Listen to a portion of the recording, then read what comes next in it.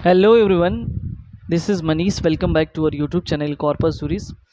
आज के इस वीडियो में जो है हम अपने जो पिछले वीडियोस में डिस्कस किए थे वैधानिकता के सिद्धांत यानी कि प्रिंसिपल ऑफ लीगलिटी को ही हम आगे बढ़ा रहे हैं।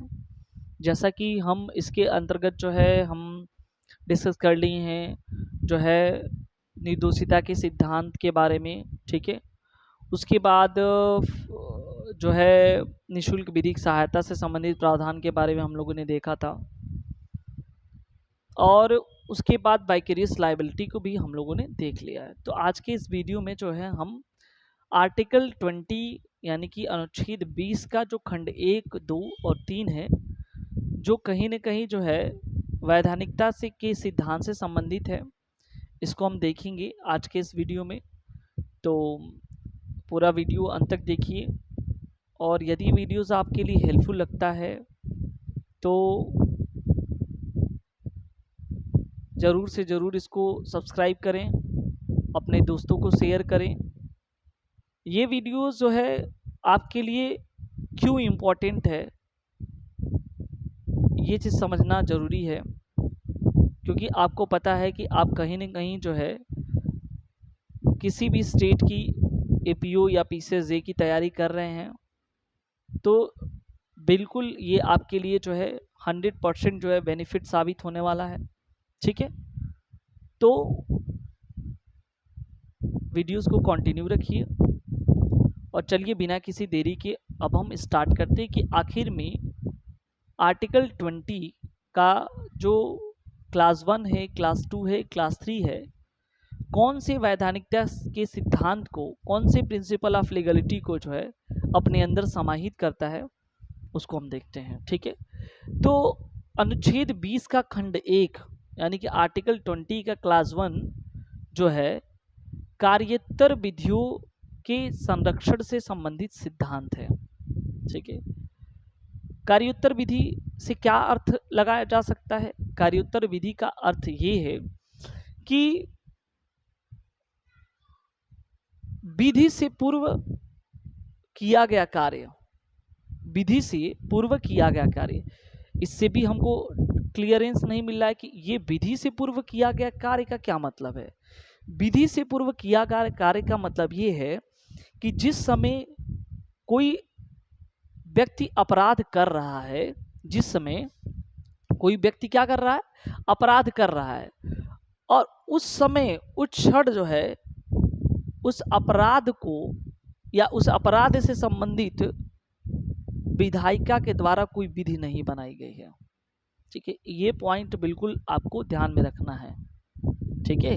यानी कि जिस समय किसी अभियुक्त के द्वारा कोई अपराध किया जा रहा है, या जिस समय किसी व्यक्ति के द्वारा कोई अपराध किया जा रहा है, उस समय उस विशेष अपराध से संबंधित जो है कोई कानून नहीं बनाया गया है, तो ऐसे केस में विधायिका ये नहीं कर सकती है कि कल के आगे चल कर के उससे संबंधित कानून बन जाए और फिर जा कर के विधि के पूर्व यानी कि कानून बनने से पूर्व किए गए कार्य को वापस से दंडित किया जाए, ठीक है।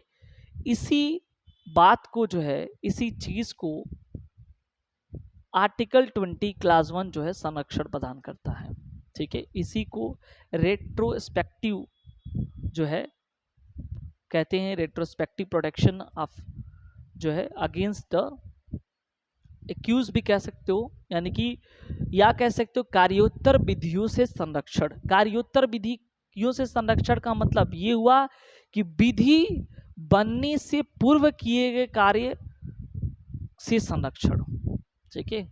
एक छोटा सा एग्जांपल हम लोग समझते हैं। सपोज कर लो कि आज के डेट में, ठीक है, सपोज कर लो कि आज के डेट में जो है कोई ऐसा कार्य है जिससे संबंधित कानून बना नहीं है, और हम वो अपराध को गठित कर देते हैं। यानी अपराध गठित करने का मतलब हम वो अपराध कारित कर देते हैं, ठीक है। अब आगे चल करके क्या हुआ कि फिर से इसी अपराध से संबंधित अगर कल के कानून बन गया, तो मुझे जो है उस कानून जो बनाया गया उसके द्वारा वापस से दंडित नहीं किया जाएगा। इसी बात को भारतीय संविधान के अनुच्छेद 20 का खंड 1 क्या करता है, संरक्षण प्रदान करता है। इस बात को जो है अच्छे तरीके से समझना जरूरी है। ठीक है, एक छोटा सा और एग्जाम्पल हम लोग समझने की कोशिश करते हैं। ये एग्जाम्पल है, सपोज कर लो, ठीक है, सपोज कर लो कि 354D, ठीक है, जो पीछा करने से संबंधित प्रावधान करता है, यानी कि ये जो है स्टॉकिंग से संबंधित प्रावधान है। ये इसे संशोधन कब किया गया था, ये 3 फरवरी 2013 को संशोधन करके विधायिका ने इसे क्या किया, इसे कानून में संरक्षित किया। अगर मान लो कि 2 फरवरी 2013 को किसी व्यक्ति के द्वारा जो है, अगर मान लो किसी का पीछा किया जा रहा है, स्टॉकिंग किया जा रहा है, और कल के 3 फरवरी 2013 को इससे संबंधित कानून बन गया, लेकिन 2 फरवरी 2013 को जो है ये कानून नहीं बना था, लागू नहीं था, तो ये नहीं तर्क लिया जा सकता कि जो आगे वाला जो 3 फरवरी 2013 को जो कानून बन गया स्टॉकिंग का, उस बने गए कानून से जो है इस व्यक्ति को दंडित किया जाए जो 2 फरवरी 2013 को किसी का स्टॉकिंग कर रहा है। इसका मतलब कि अगर कानून की बात तो ठीक है, अगर किसी कानून में संशोधन भी किया जा रहा है तो संशोधन भी करके उसको जो है दंडित नहीं किया जा सकता है। यानी कि ये हम कह सकते हैं, एक बेसिक पॉइंट से हम लोग ये समझ सकते हैं कि बैक डेट में, ठीक है, बैक डेट में अगर किसी व्यक्ति के द्वारा कोई क्राइम किया जाता है तो उसके क्राइम को लेकर के, जो वो क्राइम किया है, आगे अगर कोई कानून बनता है तो उस कानून से इसको दंडित नहीं किया जाएगा। ये जो है आपका कार्योत्तर विधियों से संरक्षण से संबंधित जो है सिद्धांत है। आई होप ये आर्टिकल 20 क्लास 1 आपको समझ में आया होगा। अब हम थोड़ा सा बात करते हैं आर्टिकल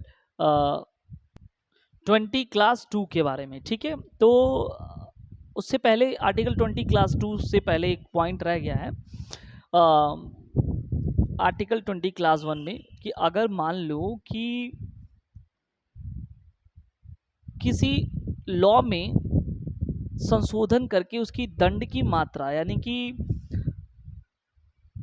कह सकते हैं कि जो पहले दंड की मात्रा थी, सपोज कर लो कुछ मान के चलो 500 रुपये जुर्माना, 2 साल का सजा, ठीक है, अगर है तो अगर मान लो उसकी दंड की मात्रा कल के संशोधन करके बढ़ा दी गई, तो फिर दोबारा जो है जो बढ़ाई गई संशोधन, यानी संशोधन करके जो बढ़ाई गई मात्रा है, उससे भी पूर्व में किए गए कार्यों के लिए जो है दंडित नहीं किया जाएगा।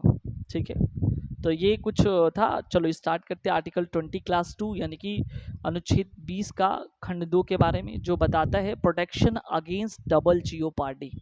ठीक है, ये क्या है, प्रोटेक्शन अगेंस्ट डबल जियोपार्डी क्या है, तो ये बिल्कुल याद रखना कि सिंपल सी बात है कि एक व्यक्ति को किसी एक ही बार सजा दे सकते हो। सिंपल बात है, अगर कोई व्यक्ति क्राइम करता है, कोई चीज, कोई अपराध गठित करता है, अपराध कारित करता है, तो उसको सजा एक ही बार दिया जा सकता है, बार बार तो सजा नहीं दिया जा सकता ना। उसी को मात्र संरक्षण प्रदान करने के लिए आर्टिकल 20 का क्लास 2 जो है रखा गया है, जिसका नाम ही है दोहरे दंड के संरक्षण से संबंधित सिद्धांत। ठीक है, दोहरे दंड के विरुद्ध जो है क्या है, संरक्षण से संबंधित प्रावधान है, प्रोटेक्शन अगेंस्ट डबल जियोपार्डी। अब थोड़ा सा और इसको अच्छे समझते हैं कि कहने का मतलब यह है कि अगर किसी व्यक्ति को किसी न्यायालय के द्वारा दोष सिद्धि कर दी गई हो, ठीक है, ये पॉइंट ध्यान से समझना है कि अगर किसी व्यक्ति को, किसी अभियुक्त को किसी न्यायालय के द्वारा जो है दोष सिद्धि, ठीक है, कर दी गई हो, तो फिर ऐसे सेम मैटर पे ठीक है, सेम विवाद पे, सेम वाद पे दोबारा से उस व्यक्ति के ऊपर जो है वाद नहीं लाया जा सकता। ठीक है, दोबारा से उस व्यक्ति पर वाद नहीं लाया जा सकता है।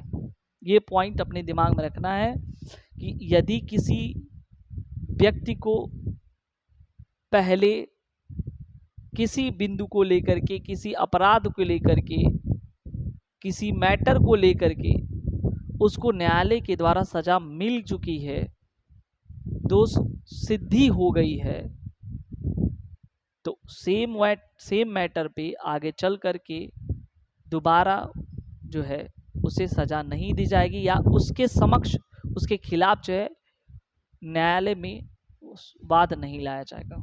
अगर ऐसा होता है, अगर मान लो ऐसा होता है बाय द वे केस, तो क्या होगा? तो जो व्यक्ति है वो अपने फंडामेंटल राइट्स को लेकर के, अपने मूल अधिकारों को लेकर के, अपने मौलिक अधिकारों को लेकर के वो आर्टिकल 226 अनुच्छेद 226 के अंतर्गत जो है वो हाई कोर्ट में, उच्च न्यायालय में, और आर्टिकल 32 अनुच्छेद 32 को लेकर के वो सुप्रीम कोर्ट में क्या कर सकता है? याचिका दाखिल कर सकता है। ठीक है, ये पॉइंट समझ में आया कि नहीं?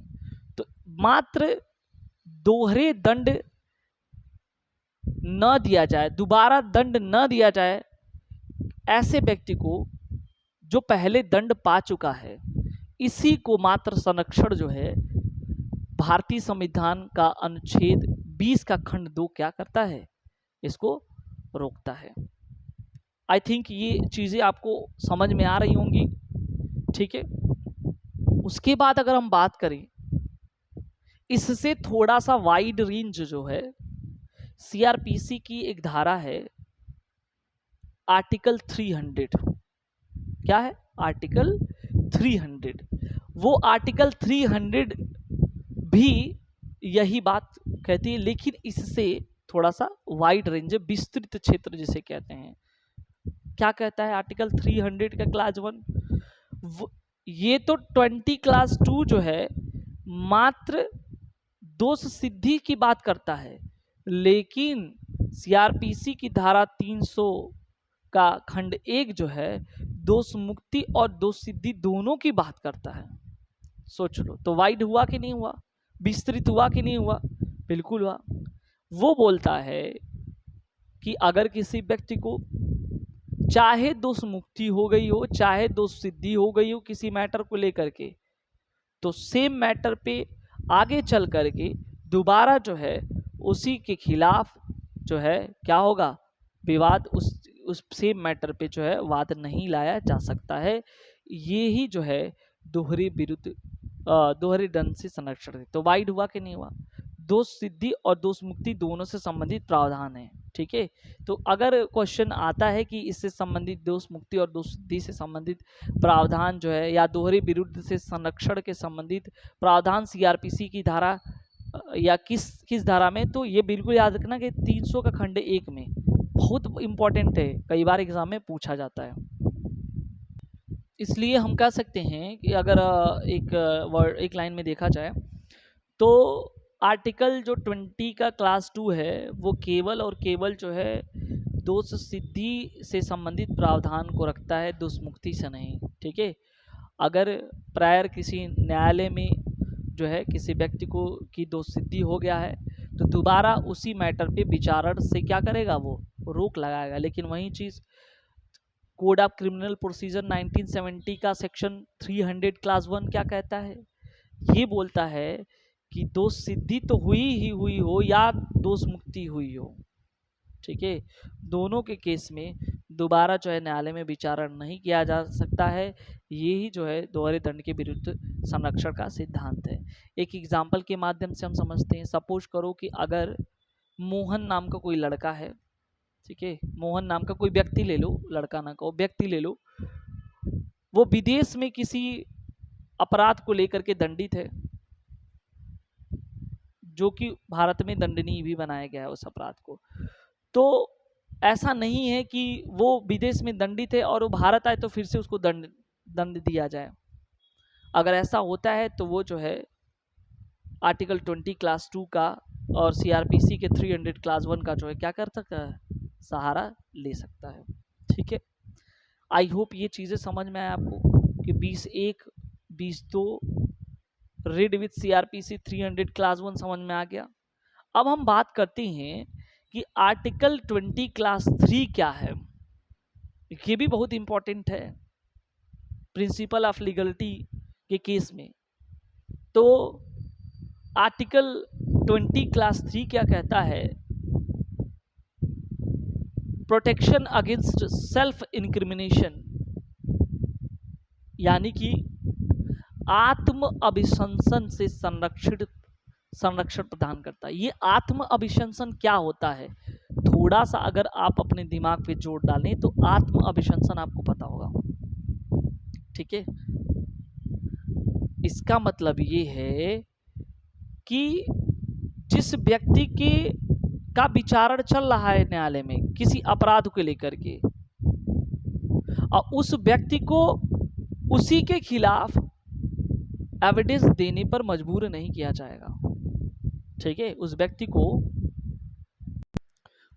को उसी के खिलाफ जो है क्या करना है, एविडेंस देने पर मजबूर नहीं किया जाएगा। बार फिर से समझो, इसी को आत्म अभिशंसन से संरक्षण का सिद्धांत या आत्म अध्यारोपण से संरक्षण का सिद्धांत कहते हैं, या self incrimination, protection against self incrimination भी कहते हैं। मात्र इसका मतलब यही है कि अगर किसी अपराध को लेकर के न्यायालय में विचारण चल रहा है तो अपने ही मामले में अपने ही विरुद्ध किसी व्यक्ति को सजा देने, एविडेंस देने पर, साक्ष्य देने पर मजबूर नहीं किया जाएगा। या हम कह सकते हैं कि स्वयं के विरुद्ध साक्ष्य देना क्या है, किसी व्यक्ति को विवश या मजबूर नहीं किया जाएगा। इससे संबंधित एग्जाम में आपसे पूछा जाता है, सीधे सीधे पूछ लिया जाता है। देखो, ये जो आर्टिकल 20 क्लास 1, 2, 3 दिया हुआ है, ये किसी भी चीज़ का एग्जाम कर रहे हो, एटलीस्ट वनडे का भी एग्जाम दे रहे हो, तो वहाँ भी इम्पोर्टेंट है। ये सीधे सीधे पूछता है ये किससे संबंधित है, किस खंड से संबंधित है। ठीक है, तो आई होप ये चीज़ें आपको समझ में आया।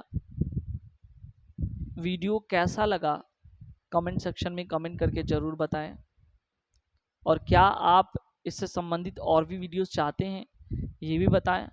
मिलते हैं हम नेक्स्ट वीडियो में नेक्स्ट टॉपिक के साथ, तब तक के लिए धन्यवाद।